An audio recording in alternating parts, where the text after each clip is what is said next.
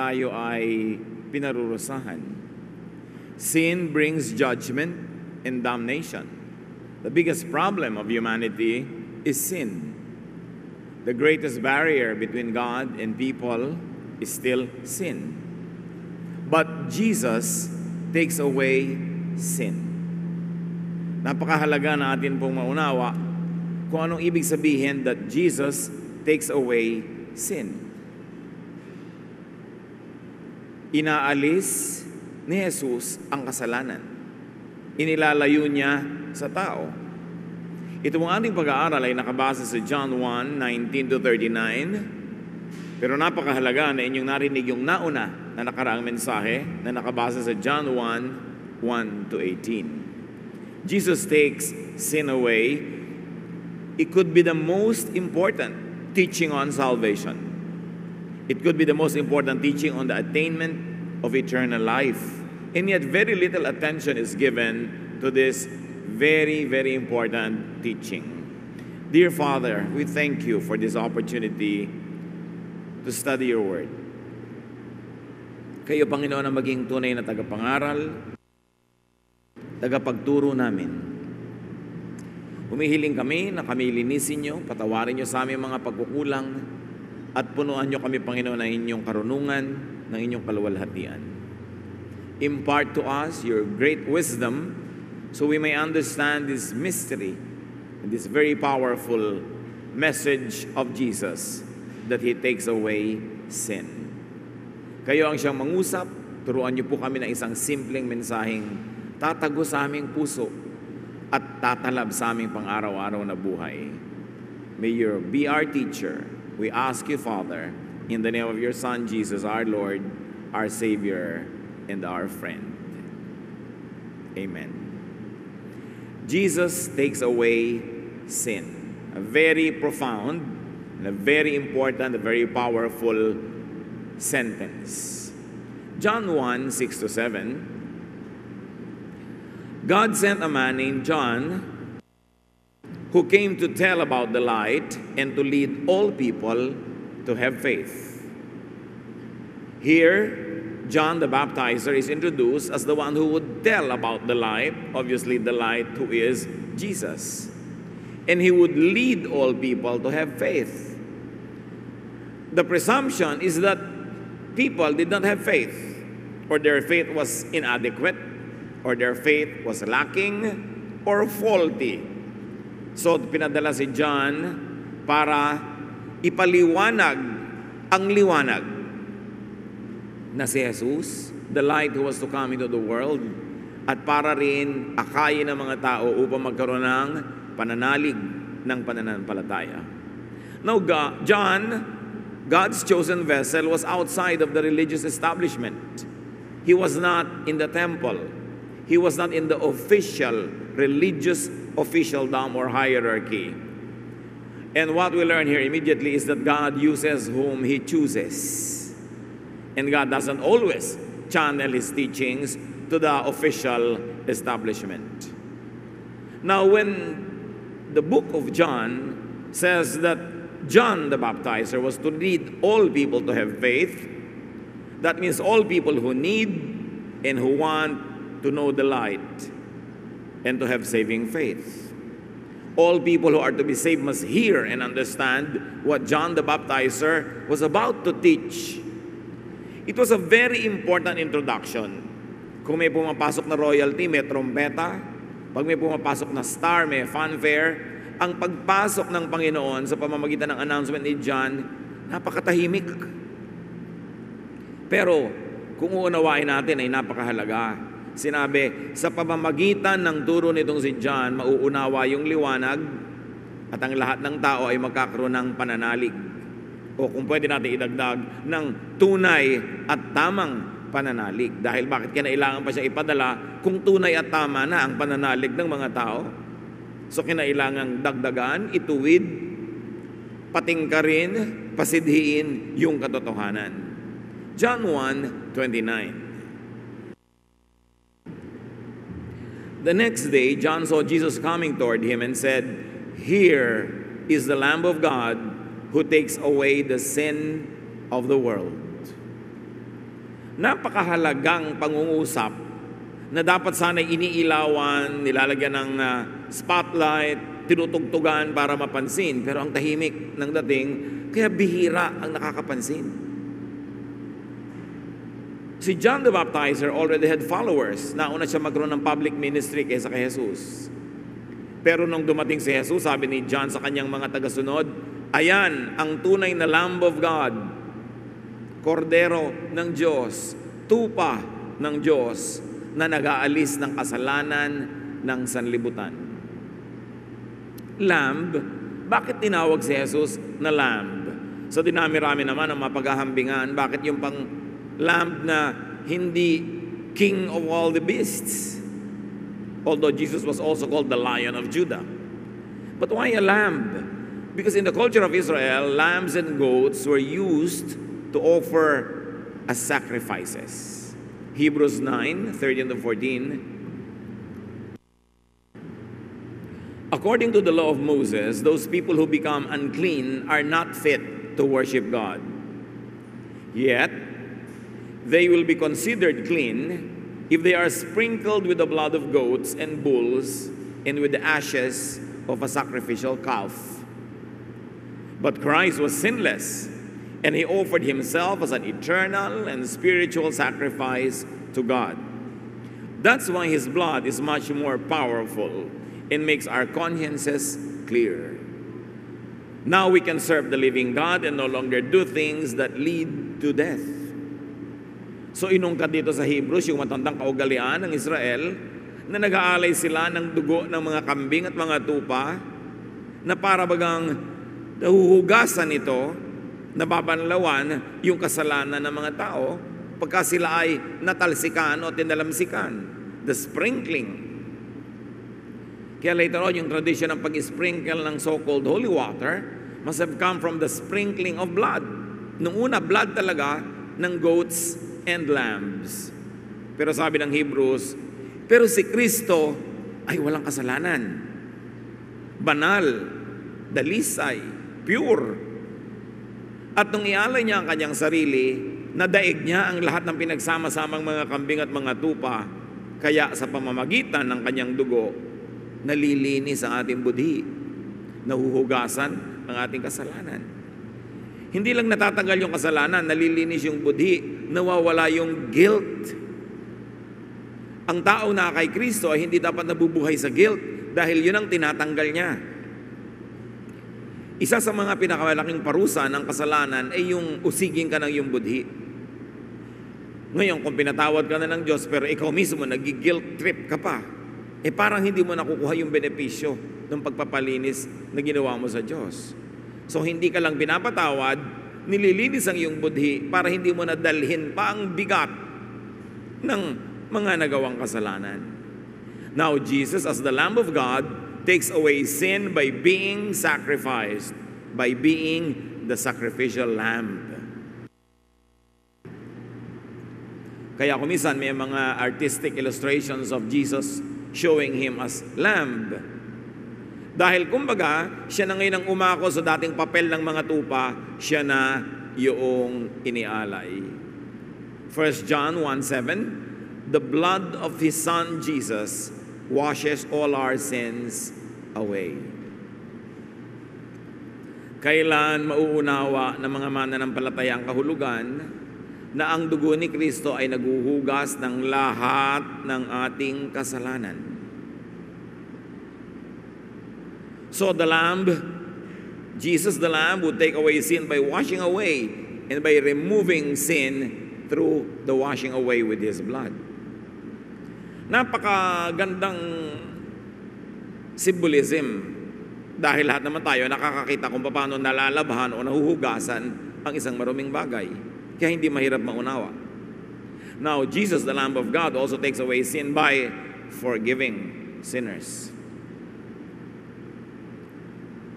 Mark 2:5, He said to the crippled man, my friend, your sins are forgiven. At hindi kakaunting gulo ang nalikha ng sentence na ito ni Jesus dahil nagkagulo ang mga religious leaders dahil sabi, who is He? to forgive sins. Only God can forgive sins, which is what they missed. That Jesus was the Son of God. That's why He could forgive sins. So hindi lang niya hinuhugasan, pinapatawad pa ang kasalanan. Ano bang ibig sabihin na pinapatawad? Di ba nililimot? Madalas kasi na pagpapalit natin yung ating ugali at yung ugali ng Diyos, na kung minsan nagpatawad na tayo pero hindi pa natin nililimot.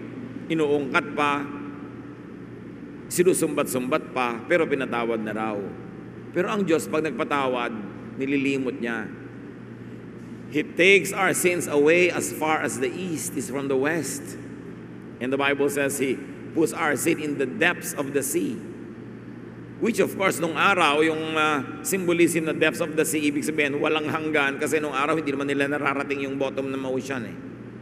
But now with technology, we can measure the bottom of the ocean. So we should think of another symbolism or another idea to convey the concept that it is far, very far, unreachable. So Jesus forgives sins by canceling the debt. Hindi na naningil nung utang, nung principal, hindi rin naningil ng interest, binura pa yung utang. Writing off, pagpapatawad na ganap. Alam na natin yan, lagi naman niyang itinuturo. Pero may isa pa. Kung papaano inaalis ni Jesus ang kasalanan. Jesus as Lamb of God takes away sin by establishing the law of love. According to Jesus, all the law and the prophets just mean love. Bago nagturo si Jesus at bago dumating si John the Baptizer, who was supposed to teach about the light and teach people how to have faith, ang paniniwala at paninindigan ng religious system sa Israel, the law and the prophet means just that, law. Do's and don'ts. Punish those who fail to be perfect. But when Jesus was asked, "Teacher, what is the most important commandment of all?"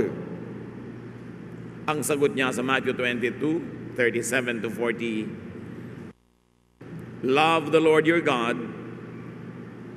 with all your heart, soul, and mind. This is the first and most important commandment. The second most important commandment is like this one, and it is, love others as much as you love yourself. All the law of Moses and the book of the prophets are based on these two commandments." Bihirang mapansin ang katuroan na ito. Kasi ang nangingibabaw sa isip ng mga tao, yung parang sangkatutak na laws of Moses and the do's and don'ts of the prophets. And many people are probably very sentimentally attached to those laws that they don't want to pay attention to this answer of Jesus, which is the most important commandment. And Jesus says, love is the most important commandment. If your heart is right, if your mind is right, and if you will read all the commandments and all the prophecies correctly, what you will really see is the concept, the spirit, and the power of love. Of course, why would Jesus say that? Dahil sa hilig ng mga Israelites sa law of Moses and the prophets, hindi na nga sila naging loving. Kahit pa nga sila maging malupit, kahit pa nga sila maging mapanakit, kahit pa ang mga tao ay magdamdam, masaktan, mapuwera, sundin lang nila yung letters of the law, yun ang mahalaga sa kanila. Kahit hindi sila maging loving. In fact, how can you really be loving if you're legalistic? Kaya nga yung Lady Justice may piring.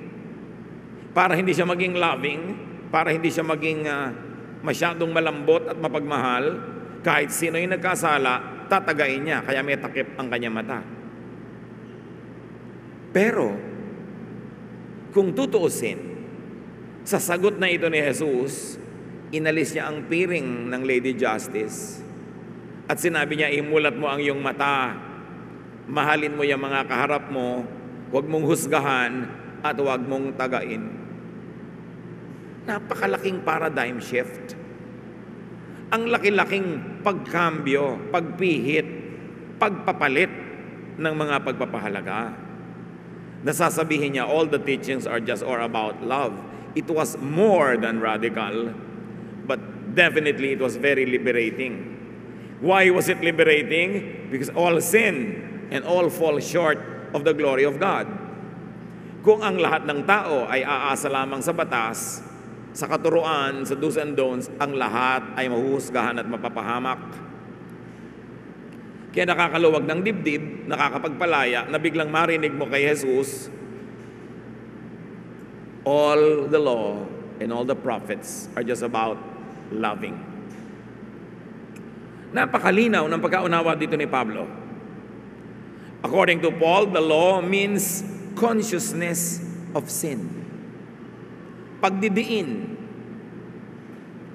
Kung alam mo at sinasabi ng common sense mo na hindi ka dapat mag-park dito sa kanto dahil busy intersection, pero wala namang nakalagay na no parking, pag nag-park ka, bagamat mali, pero hindi nakadiin, hindi malinaw, at hulihin ka man ng pulis, wala siyang pagbabasihan, ba't ka hinuhuli?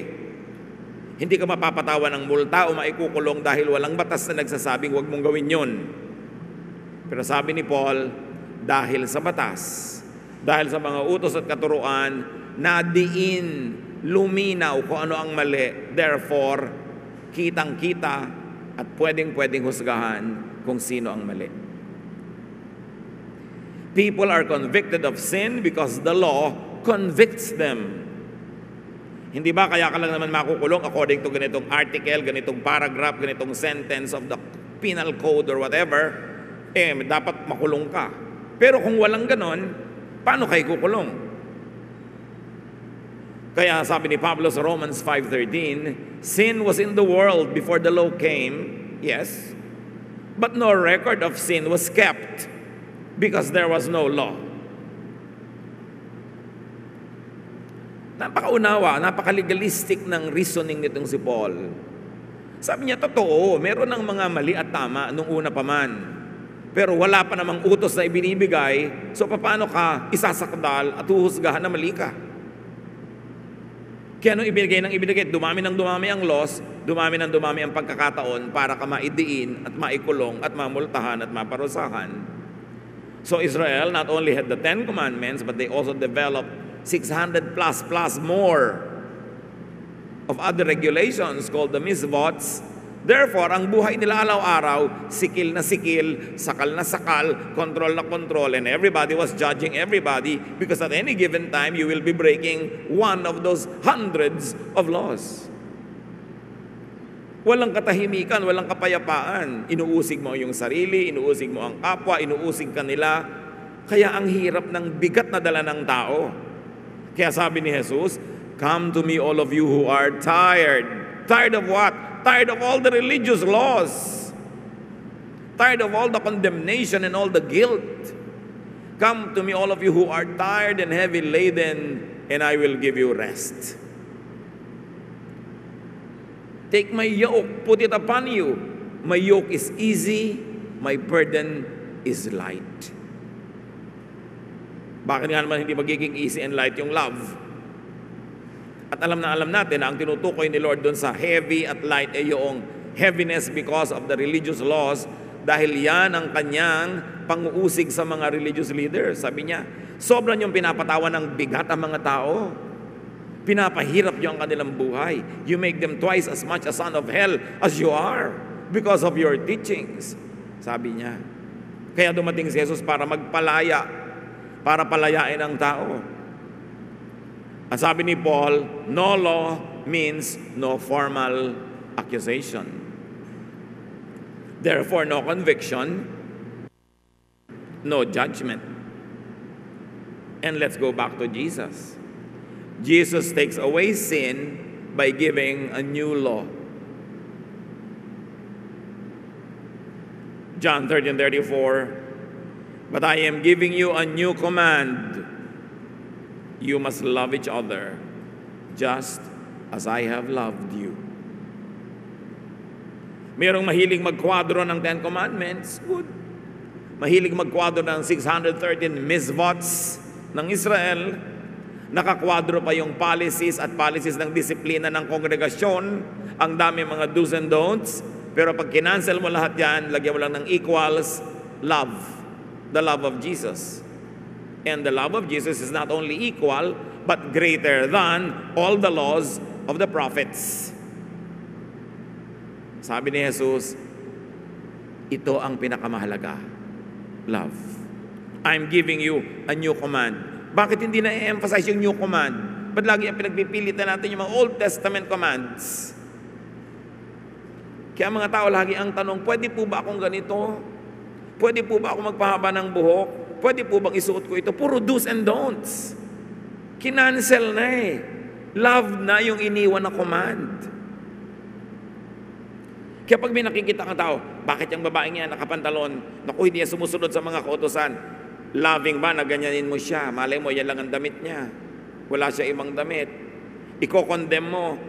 Loving ba yan? O anong pinapahalagahan mo? Yung lumang utos o yung bagong utos na love? Kaya nga may New Testament. Merong New Covenant.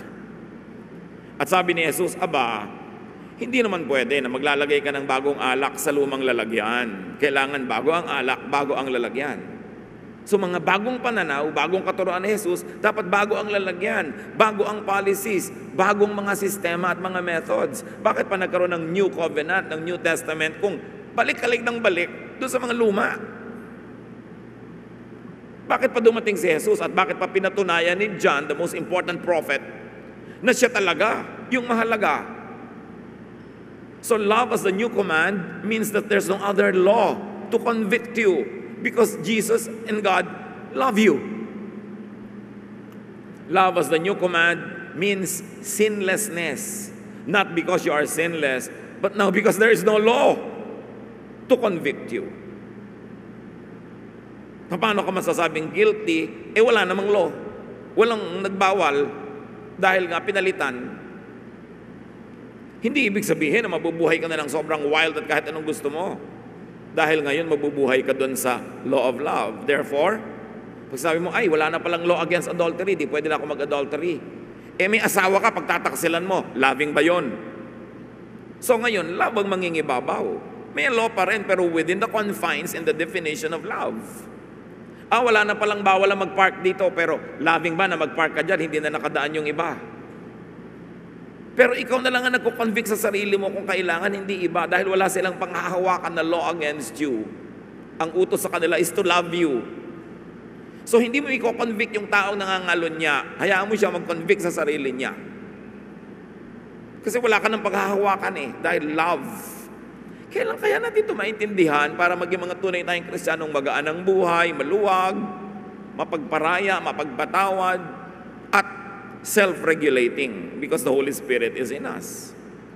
1 Peter 4:8, most important of all, you must sincerely love each other because love wipes away many sins.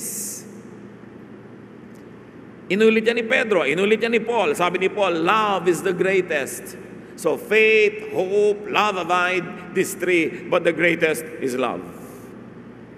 Nung tumanda na si Pablo, nag-mellow, tinignan niya ang lahat-lahat, ang kanyang conclusion, the most important thing is to love. Para rin si Solomon, nung tumanda na, ang sabi niya, well, napag-isip-isip ko na ang lahat ng bagay, alam niyo kung ano talaga mahalaga, fear God and obey Him. And what does Jesus say about the law of God? Love. And then Peter says, love wipes away many sins. Now, love wipes away, pinupunasan. Hindi nyo ba naiisip yung dugo ng mga kambing at mga tupa na pinupunasan yung kasalanan ng mga naniniwala? And then yung dugo ni Kristo na pinupunasan, nililinis yung dugo ang kasalanan ng mga tao. At ano yung dugo na yon? Love. Love, the blood of Jesus, wipe away sins. Jesus takes away sin by revoking and revising the law that condemns. Why are we forever going back to the law that condemns us and others when Jesus had already given us a law of love that not only not condemns but also justifies, that accepts unconditionally? Jesus decriminalized what the law used to criminalize. And without the criminalizing law, how can you call somebody a criminal? Therefore, people are set free. John 1:31-34. John the Baptizer continues to talk about Jesus. I didn't know who he was, but I came to baptize you with water so that everyone in Israel would see him. Now, what is baptism by water? Repentance. The baptism taught by John was for people to realize that they are sinful, to be sorry for it, to seek God's forgiveness, and to turn away from their former lives, symbolized by immersion in water as being cleansed and having a new life. But the baptism of water makes you conscious of sin. That's why the baptism of water is about repentance. Ang starring role dyan, sin. You are a sinner, you must repent. You must be baptized.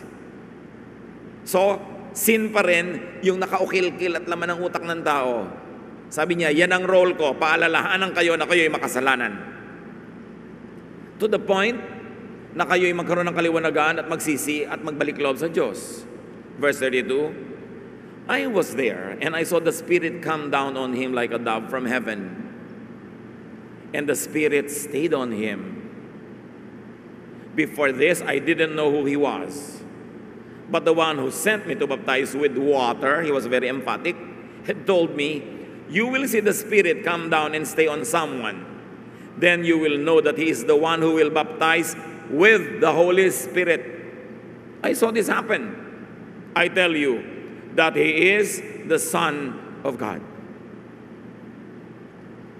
Tinanong kasi ng mga religious leaders si John, sino ka ba? Sabi ako, wala akong kwenta, hindi ako ang issue. Dumating lang ako para magbautismo sa tubig, ipaalala sa mga tao na sila'y makasalanan, para ihanda ang loob nila doon sa darating, na magbabautismo hindi ng tubig, kundi ng banal na Espiritu. Pinakita agad ni John yung difference niya kay Jesus At nakita ko, sa dinami-rami ng binautismuhan ko, nung siya ang umahon sa tubig, bumaba ang Espiritu ng Diyos sa kanya. At nadinig ko pa ang tinig ng Ama mula sa langit na sinasabing, this is my Son with whom I am well pleased. And the Spirit stayed on him. I tell you, it's not me. He is the real thing. I baptize only with water. I remind you of your sin so that you will repent. But he comes baptizing with the Holy Spirit, giving you a brand new life. And if Jesus was baptized with the Spirit himself because the Spirit of God came upon him, and because of that it was proven that he is the Son of God by baptizing people with the Holy Spirit that he got from heaven, Jesus extends this sonship, this daughtership to everybody who will believe. Jesus was unique. The Holy Spirit came upon Jesus. He is the Son of God.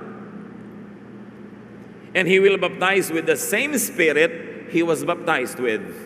Sabi ni John. What does that mean? If Jesus was baptized with the Holy Spirit, and John said, because of that, I know that he is the Son of God. And if Jesus would baptize believers with the same Holy Spirit, he will turn many people into children of God, like he is the Son of God. Yung Espiritu na bumaba sa kanya, ibibigay din niya sa bawat mananampalataya. And by virtue of that, everybody is adopted into God's family. People who will accept Jesus and believe his message, as attested to by John, will also be baptized with the Holy Spirit, and therefore will be confirmed as having become children of God. Kamangha-mangha na si Jesus na anak ng Diyos, in-extend yung pagiging anak ng Diyos sa lahat ng mananalig. Hindi na lang siya anak ng Diyos, lahat ng mananalig. John 1:12, yet some people accepted Him and put their faith in Him. So He gave them the right to be, church, read aloud, to be the children of God. You are a child of God if you believe in Jesus. If you accepted Him, you are a child of God like He is the Son of God. Can you imagine what that means? The gate of heaven was opened not only to the Son of God, but to all the children of God who become children of God by believing in Jesus. And what is the message of Jesus? The message of love. Kaya sabi niya, the people will know that you are my disciples if you love one another. Not by the size or version of your Bible. Not by the length of your hemline or clothes. Not by the length of your hair or not where you put your earrings. Sa ilong ba, sa tenga o sa pusod. Hindi yan ang pagkakakilanlan ng anak ng Diyos. Makikilala nila na kayo'y anak ng Diyos kung kayo'y umiibig. Dahil ang Diyos ay pag-ibig, at ang mensahe ni Jesus ay pag-ibig, at ang kahulugan ng lahat ng mga batas na hindi naunawa ng bayang Israel, ipinaunawa ni Jesus, ang kahulugan niyan, umibig. Huwag magalit, huwag mamuhi, huwag manghusga, umibig, tumanggap, magmahal sa mga tao. Pag ginagawa nyo na yan, yun ang patotoo na kayo nga ay kinasihan na ng Espiritong Banal at kayo nga ay naging mga anak ng Diyos.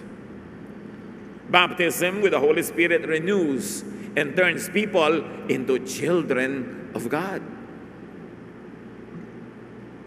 The sacrifice of Jesus is the highest sacrifice. Need we say that? The authority of Jesus is the highest authority. The revelation of Jesus is therefore the greatest revelation. The teaching of Jesus is the greatest teaching. The command of Jesus is the foremost command. And that command is to love. How can you try to implement all the other unloving laws and break the most important commandment, which is to love? Philippians 2:9-11. Then God gave Christ the highest place and honored His name above all others, so that at the name of Jesus, everyone will bow down, those in heaven, on earth, and under the earth. And to the glory of God the Father, everyone will openly agree, Jesus Christ is Lord. May lilinaw pa ba dyan? That the name of Jesus is above every name, that He is Lord, that His authority is above every authority, therefore His commandment is above every commandment. At the law and at the commandment of Jesus, every knee will bow, and everyone will say, Amen, Jesus is Lord. Jesus' law of love is the highest law.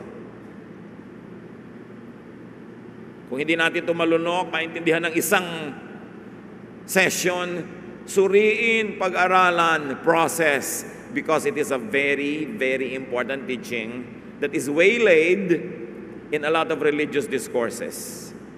The law of love, Jesus' law of love, should prevail. It should be taught and it should be implemented in our lives. So whenever you would do anything, you would say, is it loving? Because love is the highest law. It was given by the highest lawgiver, Jesus, whose name is above every name. John 1:35-39. The next day, John was there again, and two of his followers were with him. When he saw Jesus walking by, he said, "Here is the Lamb of God." Ang tagal-tagal nagpundar nitong si John ng ministry Matagal din niyang sinana yung mga tao niya, tinuruan. Pero nung dumaan si Jesus, sabi niya, siya ang Lamb of God. Sa kanya na kayo sumunod, tapos na ang papel ko. Ang papel ko lang is hawanin ang daan.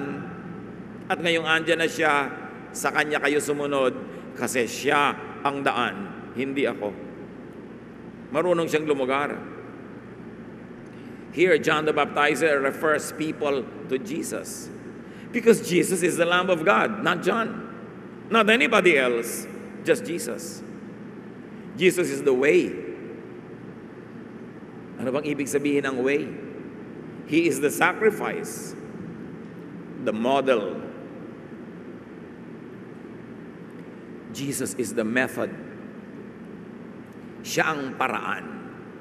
Hindi lang tamang sabihin, siya ang daan, siya ang paraan. Paano dumaan sa daan? Siya yung method. And Jesus' way is for people to come and see. Sabi ng mga sumunod sa kanya, sa po kayo nakatira, sabi niya, come and see.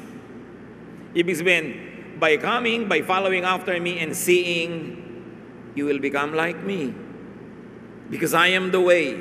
By taking me as the way, by using me as the method, and by following my general law on love, you will be children of God. You will become like me. Kaya sabi niya, impress kayo sa mga ginawa ko, you will do greater things than this. Dahil bibigyan ko kayo ng kapangyarihan. So Jesus draws people into Him, not to someone or not anything else.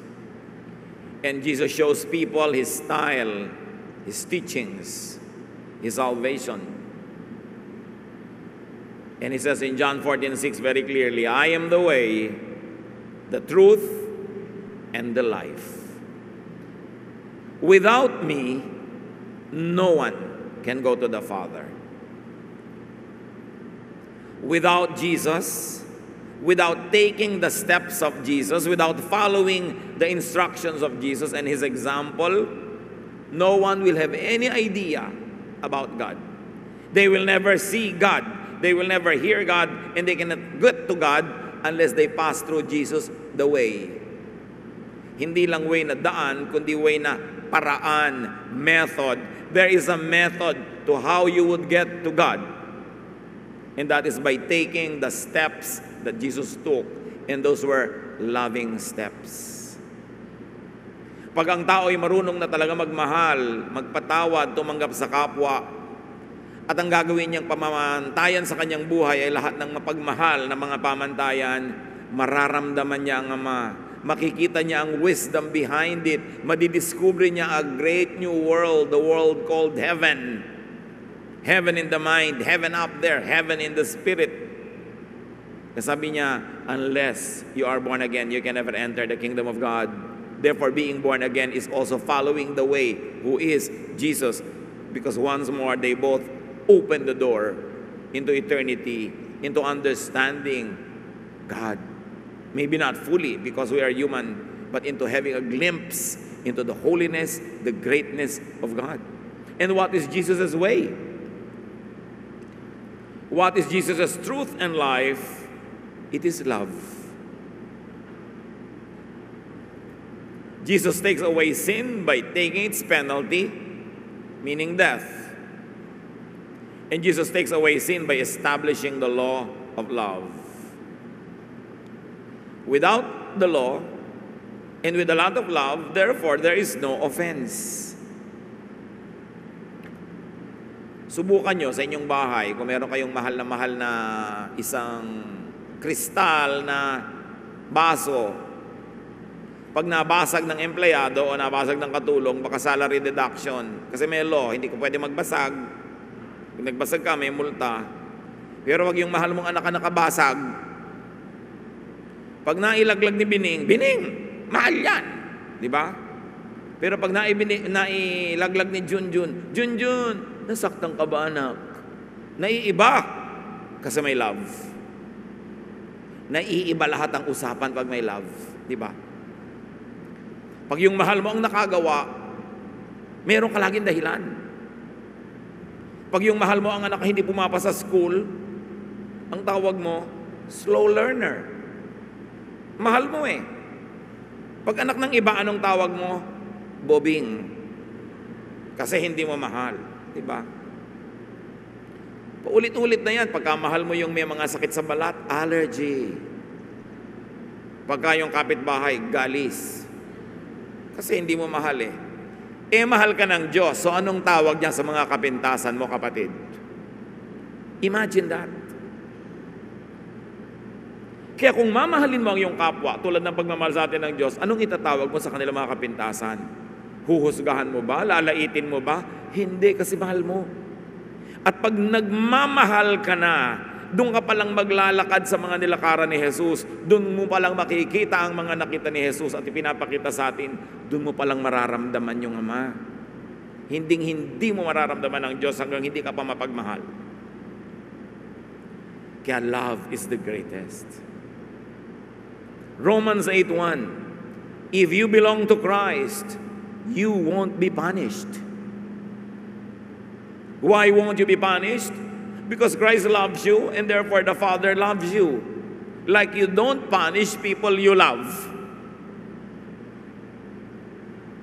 Inuunawa. Binibigyan pa nga ng dahilan. And in the same vein, the children of God are not only forgiven, they're also justified. Binibigyan din ng dahilan. Ganyan naman siya kasi ganun eh.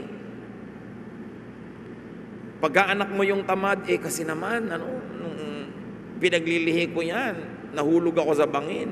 Meron ka agad reason. Kasi mahal mo. So tuwing tayo ay nanguhusga, tuwing tayo ay nagsusungit, tuwing tayo ay gustong lagi magparusa, isa lang ibig sabihin, hindi ka nagmamahal. At pag hindi ka nagmamahal, ano yung nakakatakot na ibig sabihin? Hindi ka anak ng Diyos. Kanino ka kayang anak? Di isipin mo. Kaya yun ang project ng buhay, mga kapatid. Matutong magmahal. Tulad din ang minamahal tayo ng Diyos. Yun talaga ang project. Kasi yun ang pamantayan ng langit. Yet, why are Christians still so obsessed with punishing people? Why is the church so busy punishing everybody? Why are Christians so obsessed with punishing others and even themselves? When Jesus takes away our sin as far as the east is from the west. When Romans 8:1 says, if you belong to Christ, you won't be punished. Why do we continue to punish one another? Because we don't understand the message of Jesus. We still live in the old law. We still live covered by the blood only of lambs and bulls, not by the blood of Jesus.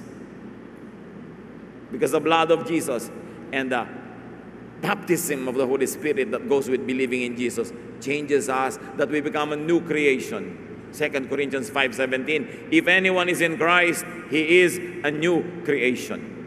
And what does it mean to be Christian? To be a little Christ. To be like Christ. Not like the Pharisees. Not like Moses. Not like Paul. Not like Peter. Not like John. But like Jesus. Because Jesus is the name, His name is the name above every name. And unto Jesusness, Christ-likeness, is the travel that we should take. Because we are Christians.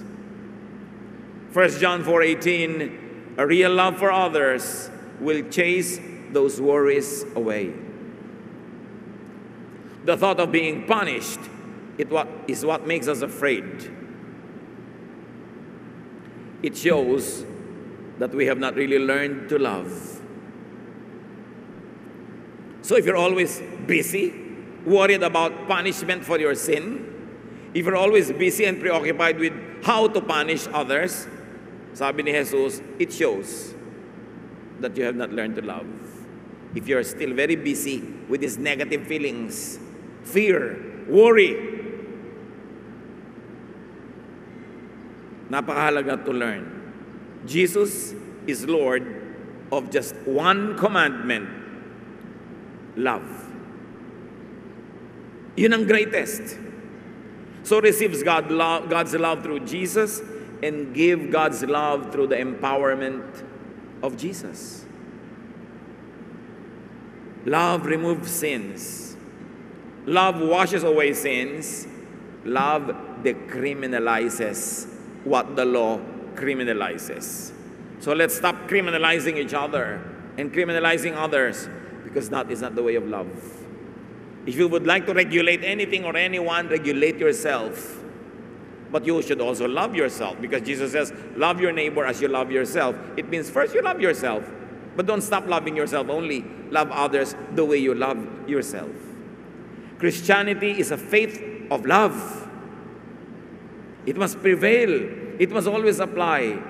And brothers and sisters, you've got to take it upon yourself, between you and the Holy Spirit, how to apply this in daily living.